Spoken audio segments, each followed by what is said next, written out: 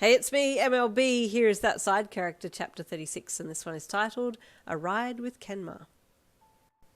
Just then the ride stopped, and the announcers started talking about loading the next lot of people on board, which included you and Kuro. So you quickly made an excuse about how you guys were next to go on the ride, and then ignored Kuro for a bit as you got onto the roller coaster and let the attendants plug you in. As you sat down, you had a really good think about Kuro's question. Do I like Kenma? I do like being around him all the time, and I don't want him to be with anyone else, you thought, continuing to ponder this as the ride started up. You were so distracted by your thoughts that it was only when you were halfway down the roller coaster spinning madly in a circle that you suddenly remembered where you were and started screaming with delight. Kuro had been yelling since the beginning of the drop, and he got a fright when you all of a sudden joined in, seeing as you had been silent up until this point. The rest of the ride was fun, and once it ended you hopped off and walked with Kuro back to Kenma and the bags. You had all but forgotten about what you had said to Kenma before you left to go on the ride, so you forgot to be embarrassed when you headed back to him. So instead of walking shyly back, you ran up to him and grabbed his hand, and then pulled him up to standing. "Come on, just one ride with me," you said as you started pulling him with you towards the rides. Kuro, being the good friend he was, yoinked Kenma's PSP from his hand as you both passed him, and promised Kenma he would keep it safe, which wasn't what Kenma was worried about at that point. It was the deathly screams of the people on rides that had him concerned the most. "Do I really have to do this?" Kenma asked, fighting you just a little as you dragged him down the main stretch, your eyes looking at the rides that flanked you either side, trying to find one that you thought would be good. Spotting the perfect classic roller coaster, you beelined for it. It was a relatively cruisy ride with one big drop at the end, but it didn't seem too steep. "Come on, this way," you called back to him, looking back over your shoulder as you grinned brightly at him. There was just something about how happy you were, coupled with the way the light caught the side of your face and your hand holding his, that really took his breath away.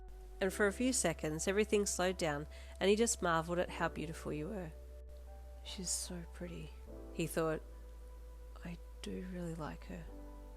You giggled excitedly as you lined up with him, talking about how you had been on this type of roller coaster before and it wasn't that bad, and how it was actually quite relaxing, etc, etc.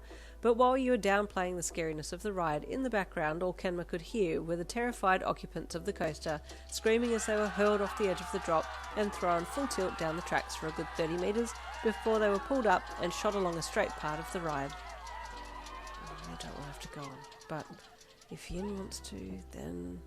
He scrunched his other hand into a fist and steeled himself. "I could do this." It was an agonising 10-minute wait to get onto the ride. Then you and Kenma were strapped into the seats midway along the coaster train. "Middle is good," you said to him as you lifted your arms for the attendant to check the straps across your lap. "It's front and back that's the scariest, so we'll be fine here," you added encouragingly. He looked down as the attendant fixed his straps and then gave him the thumbs up.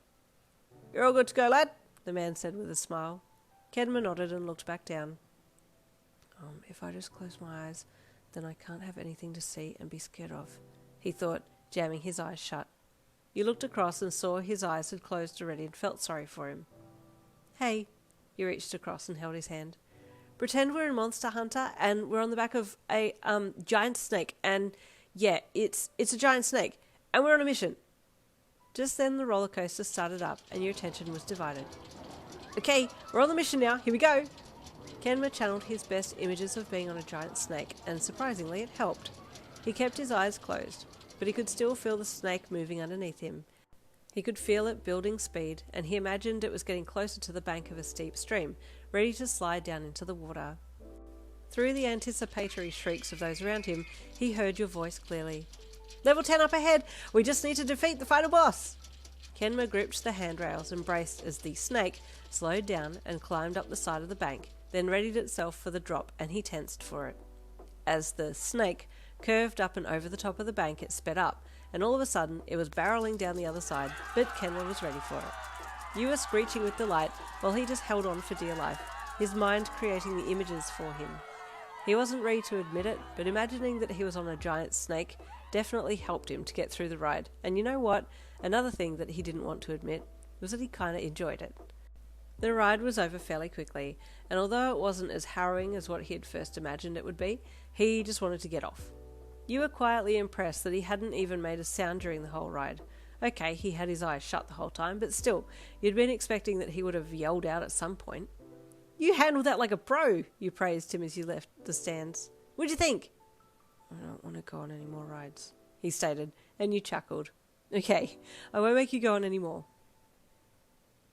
Poor Kenma. That was the end of chapter 36. Stay tuned for chapter 37 coming tomorrow.